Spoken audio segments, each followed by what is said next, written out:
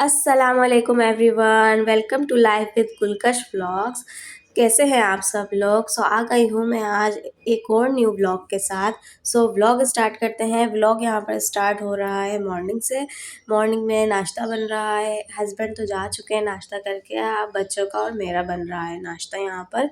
तो नाश्ते में मैं बनाऊँगी सबसे पहले बेटी के लिए एग। मैं एग नहीं खाती, मैं पहले खा लिया करती थी बट अब मुझसे नहीं खाया जाता, तो बस बच्चों को बना कर दूँगी। अब मेरा बेटा जो है वो मेरा साथ देता है, वो भी एग नहीं खाता, जबकि हेल्थ के लिए बहुत अच्छा होता है, एग बॉडी के लिए बहुत ज़रूरी है, लेकिन वो नहीं खाता। मेरी आवाज़ को प्लीज़ अवॉइड करिएगा, अभी तबीयत थोड़ी ऐसी ही है। मैं बता रही थी कि एग मैं पहले खा लिया करती थी बट अब मुझसे नहीं खाया जाता, तो बेटा भी मेरा साथ देता है और फिर बेटी को तो मैं खिला देती हूँ लेकिन बेटा नहीं खाता। मैं कोशिश करती थी पहले अज़ान को भी उसको किसी तरीके से दे दूँ, पराठे के अंदर डाल के दे दूँ, लेकिन वो नहीं खाता। तो मैं अब इतना वो फ़ोर्स भी नहीं करती कि चलो थोड़ा बड़ा होगा फिर खाना स्टार्ट कर देगा। आप लोग बताइए कि आप लोगों में कौन कौन एग्स नहीं खाता, लेकिन अगर कोई एग्स नहीं खाता तो प्लीज़ खाना स्टार्ट कर दे, बॉडी के लिए बहुत ज़रूरी है। बस बेटी का मैंने नाश्ता बना दिया है, बच्चों का भी बना रही हूँ मैं। यहाँ पर मैं कोशिश करती हूँ बच्चों को देसी घी में ही सुबह नाश्ता दूँ। अच्छा, ये वो वही वाला देसी घी है जो मैंने निकाला था। अगर किसी ने मेरी वीडियो जाकर नहीं देखी हो तो मेरे चैनल पे जाके वीडियो देखें, वहाँ पर आपको देसी घी, असली घी घर में किस तरह से निकलता है मलाई से, वो आपको मिल जाएगा। तो यहाँ पे बच्चों का नाश्ता बना के मैं फ़ारिग हो गई थी, तो मेरा बनाने का दिल कर रहा था अपने लिए गोभी का पराठा, जो कि आपने थंबनेल पे भी देखा होगा। कभी कभार मेरा दिल करता है कि मैं बहुत हेवी सा अच्छा सा नाश्ता करूँ, कभी इतना लाइट करने का दिल करता है कि बस चाय के साथ स्लाइस ले लेती हूँ।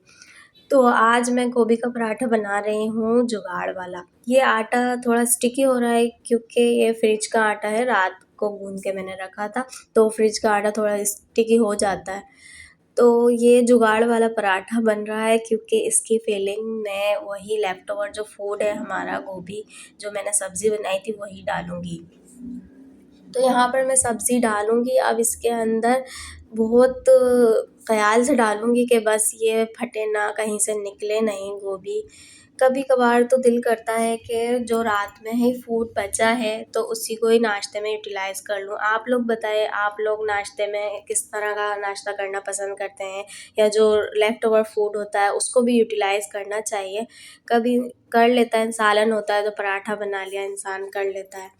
तो मैं यहाँ पर गोभी को कॉर्नर्स में अच्छे से फैला रही हूँ। गोभी ड्राई बिल्कुल नहीं थी, स्टिकी ऑयली हो रही थी। बस मैं यहाँ पर बना रही हूँ जुगाड़ वाला, बस अच्छा बन जाए, और अच्छा बन गया था। कॉर्नर्स में अच्छे से प्रेस कर दूँगी ताकि पराठा खुले नहीं। तो अभी आगे चल के आपको मैं एक ब्लेंडर दिखाऊँगी। तो बस यहाँ पर मैं अभी हाथ की मदद से इसको बड़ा करूँगी, बेलन नहीं चलाऊँगी। अगर मैंने बेलन अभी स्टार्ट में ही चला दिया तो सारी गोभी बाहर आ जाएगी, इसकी फीलिंग जो है सब बाहर आ जाएगी। तो यहाँ पे स्टार्ट में मैं हाथों से इसको प्रेस करूँगी, हाथों से मैं इसको बढ़ाऊँगी। तो यहाँ पे मैंने फिर उसके बाद थोड़ा सा बेलन चलाया था और साइड से थोड़ी गोभी बाहर आ रही थी। तो बस मैं अब ये तवे पे डालूँगी। अब ये मैं पराठा उठाऊँगी, तो ये देखें कितना बड़ा ब्लेंडर है ये तो। ख़ैर मैंने इसको कवर कर लिया था और पराठा हमारा ये मज़ेदार बन के रेडी हो गया था। अंदर फीलिंग भी बहुत अच्छी बन गई थी, और मैं साथ में थोड़ा दही लूँगी, आपको एक बाइट बनाकर दिखाऊँगी। ये मेरा मज़ेदार सा बाइट बना था, और फिर उसके बाद मैंने अपनी चाय ली, चाय लेके फिर मैं नाश्ता करूँगी, फिर नाश्ता करके फिर आपसे मिलते हैं। यहाँ पर हम लोगों ने नाश्ता कर लिया था, नाश्ता करके मैं किचन में आ गई थी। अब मैं किचन की क्लीनिंग करूँगी, सबसे पहले मैं बर्तन वॉश करूँगी, फिर उसके बाद मैं आगे का काम स्टार्ट करूँगी अपना। अगर किसी ने मेरा चैनल सब्सक्राइब नहीं किया, काइंडली प्लीज़ मेरे चैनल को सब्सक्राइब कर दें, एटलीस्ट 200 तो कर दें, 200 भी नहीं हुए। और मेरी वीडियो अगर आप लोगों को अच्छी लगा करे तो मुझे कमेंट किया करें। आपका एक कमेंट किया हुआ मेरे लिए बहुत हौसला अफजाई करता है। ये मेरा फर्स्ट एक्सपीरियंस है, अभी स्टार्ट का टाइम गुजर रहा है, मुझे आप लोगों के सपोर्ट की बहुत ज़रूरत है। तो काइंडली प्लीज़ मेरे चैनल को सब्सक्राइब करें, और फिर उसके बाद मैं यहाँ पर बर्तन धोऊँगी। बर्तन धोने के बाद आज मैं आप लोगों के साथ शेयर करने वाली हूँ शामी कबाब की रेसिपी। शामी कबाब को हम किस तरह से फ्रीज़ करके रख सकते हैं।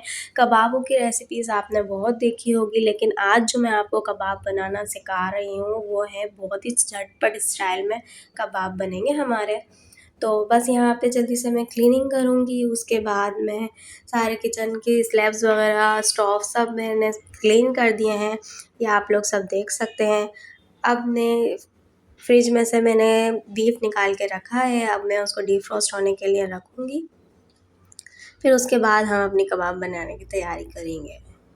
और शामी कबाब कौन-कौन खाता है, किस-किस को पसंद है, सब लोग मुझे बताएँगे। अब मैं कबाबों के लिए यहाँ पे सारे स्पाइसेस वगैरह निकाल कर रखूँगी, गोश्त वगैरह। ये बिल्कुल ईज़ी है, इतना सामान भी इसके अंदर नहीं डलेगा, सिर्फ मैंने कुकर के अंदर गोश्त लिया है। उसके अंदर मैं स्पाइसेस मैं आपको बता दूँ सिर्फ 3 डालूँगी, जिसमें है कुटी लाल मिर्च, 1.5 टेबल स्पून कुटी लाल मिर्च का है, हाफ़ टेबल स्पून हल्दी है और गरम मसाला है। और इसके अंदर लहसुन अदरक का पेस्ट डाल जाएगा 2 टेबल स्पून।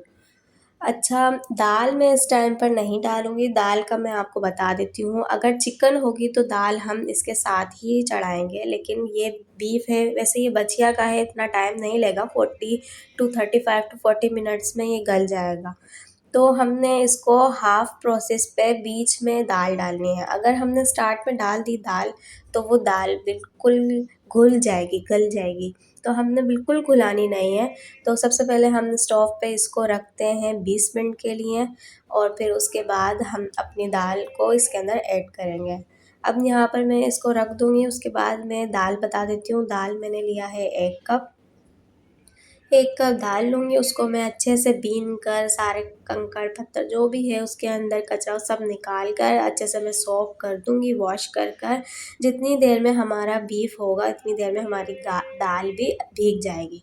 अब इधर दूसरी साइड पे मैंने मटर निकाले थे, क्योंकि रात में मटर पुलाव बनना था। तो अब ये सारे मैं मटर सारे निकाल दूँगी इसमें से मटर। फिर उसके बाद हम 20 मिनट हो चुके हैं, अब उसके बाद हम चेक करते हैं अपने बीफ को।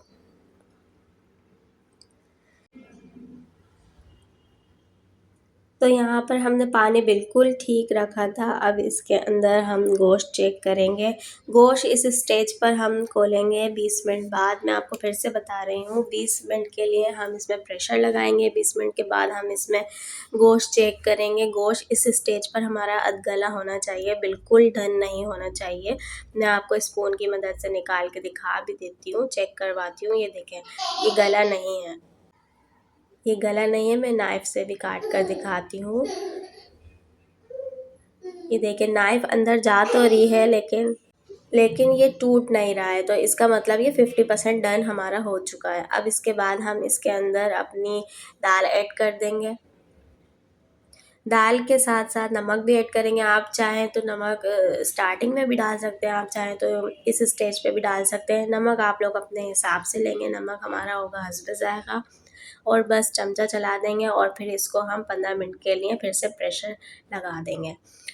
तो अब यहाँ पे 15 मिनट हो चुके हैं, अब हम चेक करते हैं तो क्या सूरत हाल है। तो माशाल्लाह पानी बिल्कुल सही रहा, दाल हमारी गल चुकी है, बिल्कुल घुली नहीं है। इस तरह की अच्छा कबाब बनाने होते हैं ना तो टाइमिंग बड़ी मैटर करती है। टाइमिंग से चलना है, ना दाल हमारी ज़्यादा घुलनी चाहिए, ना दाल हमारी बिल्कुल खड़ी-खड़ी कच्ची रहनी चाहिए। ये देखिए गोश्त भी गल चुका है, चमचे से मैंने तोड़ के देखा है। अब मैं छुरी से आपको काट के दिखाती हूँ। गोश्त भी हमारा बिल्कुल ऐसा होना चाहिए, बिल्कुल सॉफ्ट नहीं चाहिए कबाबों में, वरना तो फिर वो वैसे नहीं बनते। एक और रेसिपी होती है कबाबों की, वो भी मैं आपके साथ शेयर करूँगी, रेशेदार कबाब। लेकिन जब चॉपर में बनते हैं तो फिर वो रेशेदार नहीं होते। मेरे पास टाइम कम था, बस मैंने सारी फिलिंग्स को चॉपर में डाली, उसके बाद मैंने चॉप्ड किया। तो ये हमारी फिलिंग बिल्कुल तैयार है और ये बन गई है। हाफ़ मैंने बना ली थी, अब मैं हाफ़ कंप्लीट करती हूँ, फिर उसके बाद आपसे मिलती हूँ। अच्छा, जो मैं रेशेदार की बात कर रही हूँ ना, वो या तो सिलबट्टे पे बनते हैं या फिर वो इमाम दस्ते में कूट के बनते हैं, तो उससे रेशा आता है। और जो बीफ के जो हमारे पास पीस होंगे वो हमने बड़े रखने होते हैं, तो रेशा उससे बनता है। तो किसी दिन आपके साथ वो वाली रेसिपी भी मैं शेयर करूँगी। और ये वाले भी बहुत ज़बरदस्त बने थे। तो अब मैं ये इतने ही ड्राई होने चाहिए। अब इसके अंदर हम हरे मसाले डालेंगे, एग डालेंगे, तो ये बराबर बैलेंस हो जाएगा। तो इसके अंदर अब मैं इस स्टेज पर सबसे पहले एक अंडा फेंट के डालूँगी। अंडे से सॉफ्टनेस आती है कबाबों के अंदर और उसका कलर बहुत अच्छा आता है, क्रिस्पी वो फ्राई होते हैं। अच्छे से मैं इसको मिला लूँगी। फिर अब बारी आती है इसके अंदर हरे मसाले डालने की। हरे मसालों में मैं क्या लूँगी, सिर्फ 3 चीज़ें लूँगी। 2 प्याज लूँगी मीडियम साइज़ की, थोड़ा हरा धनिया लूँगी और 4 से 5 हरी मिर्चें लूँगी। इसको मैं अच्छे से काट लूँगी, काटने के बाद चॉप कर लूँगी। सबसे पहले मैं प्याज और हरी मिर्च चॉप करूँगी। हरा धनिया मुझे थोड़ा मोटा चाहिए, अगर मैंने स्टार्टिंग में ही रख दिया तो वो बिल्कुल बारीक हो जाएगा। अब मैंने इस स्टेज पे मैं डालूँगी हरा धनिया डाल के चॉप करूँगी। तो यहाँ पर ये चॉप हो चुका है, तो बस ये हम अपने फिलिंग में डाल देंगे तीनों चीज़ें। तो यहाँ पर हमारा मज़ेदार कबाब, शामी कबाब बनकर रेडी है। अब इसके बाद अच्छे से इसको इसके अंदर हम हल कर देंगे कि बिल्कुल इसके अंदर चले जाए सारे स्पाइसेस। और इस स्टेज पर आप नमक भी चेक कर सकते हैं, अगर नमक कम हो तो वो आप ऐड कर सकते हैं। अब मैं आपको एक कबाब बनाकर दिखाऊंगी। शेप बहुत अच्छी बनी थी, बिल्कुल सॉफ्ट नहीं थे, बिल्कुल परफेक्ट बने थे। तो आप भी अपने घरों में ये ट्राई करिएगा और फिर मुझे फीडबैक ज़रूर दीजिएगा, कमेंट्स में मुझे बताइएगा। सारे कबाब रेडी हैं। अब हम इसको फ्रीज़ करेंगे, 2 घंटे के लिए हम इसको फ्रीज़ करेंगे। ऊपर फ्रीज़र में रखेंगे, ऊपर डी में रख देंगे इसको। उसके बाद 2 घंटे के बाद तो हमारे कबाबों की ये लुक आई है। कबाब ऐसे होने चाहिए 2 घंटे के अंदर जैसे कि प्लेट को वो पकड़ लें और हल्की सी फोर्स लगाओ तो वो फिर उठ भी जाए। इस तरीके से करेंगे। अब मैंने एक कंटेनर ले लिया है इनको फ्रोज़न करने के लिए। बस मैं थोड़ा-थोड़ा डालूँगी स्टार्ट में, जैसे 3 ले लें, 4 ले लें, वो आपके कंटेनर के ऊपर डिपेंड करता है। फिर मैं चॉपर लगाऊँगी, फिर उसके बाद मैं फिर से एक लेयर लगाऊँगी कबाबों की।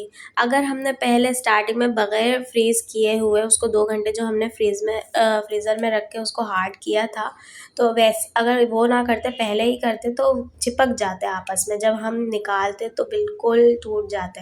अभी हम इनको हार्ड करके रखेंगे, तो जब हम निकालेंगे इनको तो वो बिल्कुल हमें एज़ इट इज़ मिलेंगे। तो यहाँ पे हमारे तैयार हैं। अब हम इनको फ्रिज में रख देंगे, ऊपर डी में रखेंगे।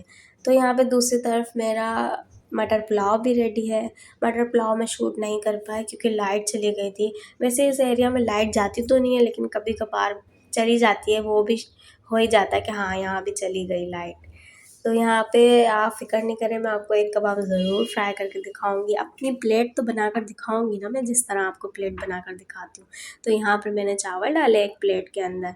अब मैं इसके अंदर कबाब रखूँगी और कबाब इतने मज़े के बने थे, बहुत ज़्यादा, और ये चावल भी। और मेरी तबीयत देख रहे हैं आप, लेकिन चावल तो खाना है। कौन-सा ऐसा दिन होगा जब मैंने राइस नहीं खाया हो? खैर मैं राइस के बगैर तो रह ही नहीं सकती। तो यहाँ पे हमारा कबाब और पुलाव रेडी है। मैं आपको तोड़ के दिखाती हूँ। ये बहुत ज़बरदस्त बने थे, बिल्कुल सॉफ्ट नहीं थे और कबाब साबुत रहे थे, उसके साथ-साथ ये क्रंची भी थे। सो यहीं मैं अपनी वीडियो का एंड करती हूँ। मेरे चैनल को प्लीज़ जाके सब्सक्राइब करें, वीडियो में कमेंट करें, लाइक करें, शेयर करें। फिर मिलेंगे एक न्यू वीडियो के साथ। अल्लाह हाफ़िज़।